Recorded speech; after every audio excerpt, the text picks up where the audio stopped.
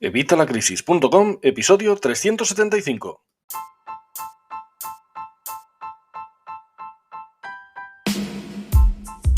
Hola, buenos días, buenas tardes o buenas noches, soy Javier Fuentes de Evitalacrisis.com, bienvenido una semana más, bienvenido un día más y bienvenido un miércoles más a este podcast de educación financiera y finanzas personales. Hoy vamos a hablar de algo que nos viene sonando muchísimo últimamente y es que ya hemos hablado bastante de la inflación y hemos hablado de la recesión y todo esto, cómo se calcula, cómo se saben todas estas cosas, bueno, pues gracias al IPC.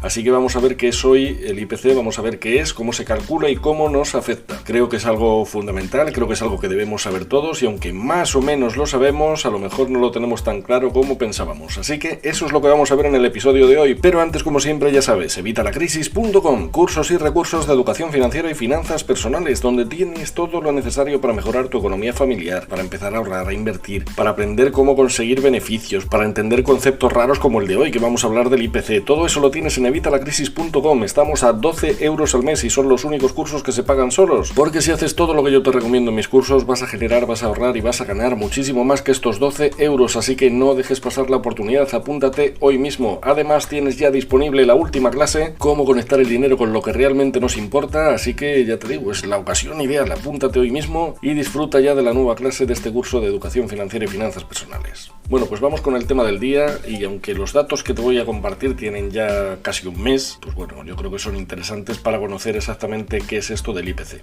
Y es que el Instituto Nacional de Estadística, el INE, ha publicado el dato adelantado del IPC del mes de julio. Los precios no nos dan respiro y la inflación sube 0,6 puntos más porcentuales, hasta terminar el mes de julio en el 10,8, como ya te he dicho en algunos de los vídeos que he ido haciendo. La electricidad y las bebidas no alcohólicas son los mayores responsables de esta subida. También aprieta el IPC subyacente, del que ya te hablaré un poco más adelante, que sube hasta el 6,1%. Pero, ¿qué es el IPC exactamente? ¿Cómo se calcula, cada cuánto y cómo nos afecta en nuestro día a día? Bueno, pues vamos a ver todo en detalle, todo lo que necesitamos saber sobre el IPC para asentar nuestro conocimiento sobre este interesante asunto que tanto nos atañe a todos, te lo aseguro. Así que, ¿qué es el IPC? Bueno, pues cuando hablamos de IPC nos referimos al índice de precios al consumo, con lo cual IPC son las siglas. Es uno de los principales indicadores económicos que todos debemos conocer y que resulta fundamental para nuestro día a día. El IPC nos muestra la evolución del nivel de los precios tanto de los bienes como de los servicios de nuestra economía a lo largo del tiempo. El organismo encargado de actualizar la información sobre el IPC en España es el Instituto Nacional de Estadística, que te acabo de mencionar, el INE. ¿Sabías que los primeros índices de precios que se calcularon en España se remontan al año 1936? Pues es así, y sirvieron de base para establecer el primer sistema de índices de coste de la vida. Un sistema que ha ido sufriendo variaciones a lo largo de su historia. Dos de las más reseñables serían la base de 2001 y la base de 2017. Entre las principales novedades del IPC de la base 2001 destacaba su publicación en 12 grupos, motivado por la adaptación a la COICOP, es decir, la clasificación del consumo individual según propósito, así como la actualización de las ponderaciones de estos 12 grupos a partir de la información que aporta la encuesta continua de presupuestos familiares. En enero de 2017 entró en vigor la base de 2016, la actual. Entre las características de esta nueva base cabe destacar que se incorpora la nueva clasificación europea de consumo denominada ECOICOP, lo que implica un mayor desglose de la información. El número de subclases se amplía hasta 219. Además, como sabrás, el aumento del IPC es el indicador de la inflación de un país. Te dejaré abajo un enlace en el que te hablo más de la inflación, pero vamos, ya os he hablado bastante a lo largo del podcast. Y ahora, ¿cada cuánto se actualiza el IPC? Bueno, pues el INE actualiza el dato del IPC todos los meses. A finales del mes anterior se publica lo que se conoce como dato adelantado para después publicar el dato definitivo entre el 10 y el 15 del mes correspondiente. Lo normal es que el dato adelantado y el dato definitivo sean el mismo.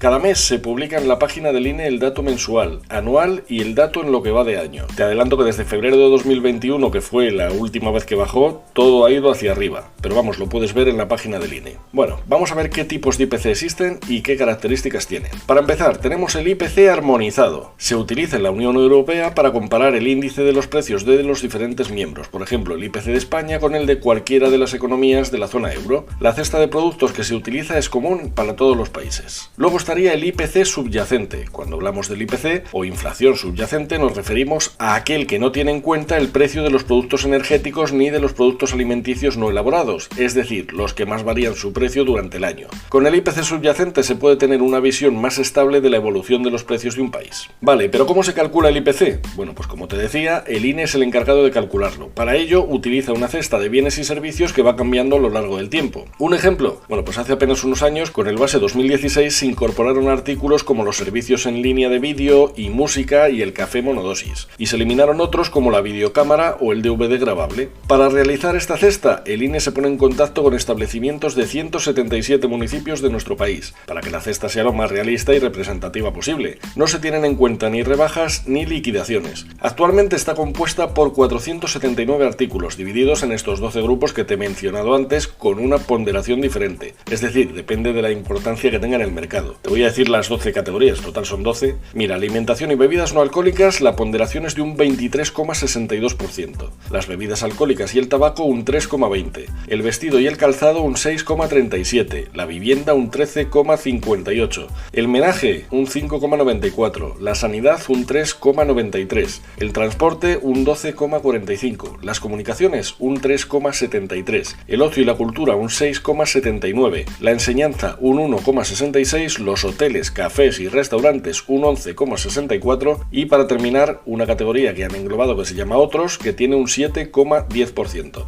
La fórmula para calcular el IPC se puede definir de la siguiente forma: los precios nuevos por las cantidades nuevas dividido entre los precios anteriores por las cantidades anteriores. Eso lo multiplican por 100 y nos sale el IPC. Si lo necesitas, dentro de la web del INE tienes una calculadora del IPC para ser lo más exactos posibles. De cualquier forma te la dejaré también enlazada en la descripción. Vale, chupi, ya sabemos qué es el IPC, ya sabemos qué tipos hay y ya sabemos qué productos suele englobar. Pero ¿cómo nos afecta el IPC a nosotros? ¿Has escuchado alguna vez eso de que el IPC mide el coste de la vida? Bueno, pues es una buenísima definición. Al final, este índice no recoge los precios de un producto o servicio, sino sus variaciones en el tiempo, es decir, si sube o baja de precio. Si el IPC sube un 2%, querrá decir que nuestra cesta de la compra te costará un 2% más, comprando lo mismo que el mes anterior o periodo anterior. Pensemos que si la cesta de la compra básica sube a un ritmo diferente de nuestros ingresos, no podremos comprar lo mismo, que es lo que nos está pasando ahora mismo, a pesar de que nuestro salario se mantenga igual. Por ello, tanto el Estado como algunas empresas privadas suben el salario de los empleados una vez al año en función del IPC del año anterior, para que así no pierdan poder adquisitivo. Cierto es que lo suben lo que les parece, no exactamente lo del IPC, pero bueno. Pero ¿qué podemos hacer nosotros para paliar la subida del IPC? Tienes que planificar a medio y largo plazo la gestión de tus ahorros, es decir, invertir para que todo ese dinero que tienes ahorrado y parado no pierda valor con el paso del tiempo, no se devalúe. Piensa que incluso aunque tus productos de inversión te dan rentabilidad, si esta está por debajo del IPC, estarás perdiendo dinero. Por eso debes asegurarte de que la tasa anual efectiva, la TAE, es superior al IPC anual previsto. Vale, ¿y cómo afecta el IPC, por ejemplo, a las pensiones? Bueno, pues las pensiones se revalorizan cada cierto tiempo en función de lo estimado por el gobierno. Las rebajas del IPC siempre serán positivas para la economía de los pensionistas, cuyo principal problema es que sus pensiones no suelen o solían subir a la par que el IPC, sino que quedaban por debajo, dificultando el ahorro y el consumo. Pero esto a partir de ahora debería cambiar, puesto que el pacto al que llegó el gobierno con los agentes sociales vincula la subida de las pensiones al IPC. Vale, ¿y cómo afecta el IPC a las empresas? Bueno, pues una subida del IPC puede afectar de muchas formas distintas a las empresas. Por ejemplo, algunas de las más directas y más evidentes sería que al reducirse el ahorro de las familias, el consumo es menor, que van a verse incrementados los precios de los proveedores y, por el lado positivo, en el caso de que mantengan su volumen de ventas, el aumento de precios aumentará sus beneficios.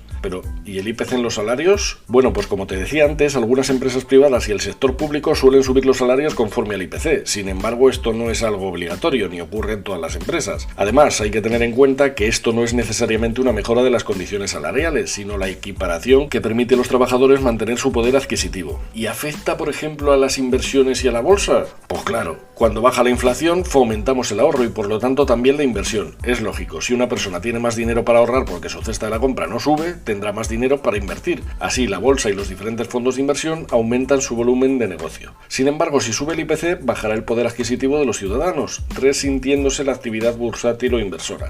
aunque también hay que tener en cuenta que mucha gente invierte en bolsa precisamente para protegerse de la inflación, y es que sin duda es la única herramienta que tenemos para hacer frente a la subida de precios. Bueno, yo creo que ha quedado todo bastante claro, espero que me hayas entendido, creo que te he contado todas las casuísticas que se me han ocurrido sobre el tema del IPC, y con esto espero que entiendas perfectamente las noticias cuando empiezan a hablar del IPC y del IPC subyacente y del IPC armonizado, pues todo esto lo tienes en este episodio, así que espero que ahora lo entiendas perfectamente. Si crees que este episodio puede ser de utilidad a alguien, pues por Dios, compártelo, que estamos en época de compartir. Además, así me ayudas a que pueda yo ayudar a más personas. Conocer estos conceptos al final te hacen entender un poco en el mundo en el que estamos, y muchas veces lo que pretenden tanto los gobiernos como los poderes fácticos, como todo el mundo, es que no entendamos nada para que seamos esclavos, así que comparte esta información, que la información es poder, y ya has visto, súper sencillo, ¿verdad? Si te queda cualquier duda, déjamela como siempre en los comentarios, que sabes que siempre te voy a responder. Y nada más, muchísimas gracias por estar aquí, muchísimas gracias por vuestras opiniones de 5 estrellas en Spotify y en Apple Podcast, muchísimas gracias por vuestros me gusta y vuestros comentarios en YouTube, en iVoox, en el blog, y por supuesto muchísimas gracias por estar suscrito a los cursos de evitalacrisis.com. Te recuerdo, tienes ya la última lección, cómo conectar el dinero con lo que realmente es importante para ti. Y nada más, nosotros nos escuchamos como siempre el miércoles que viene a las 8 de la mañana, y hasta entonces, que tengas una feliz semana.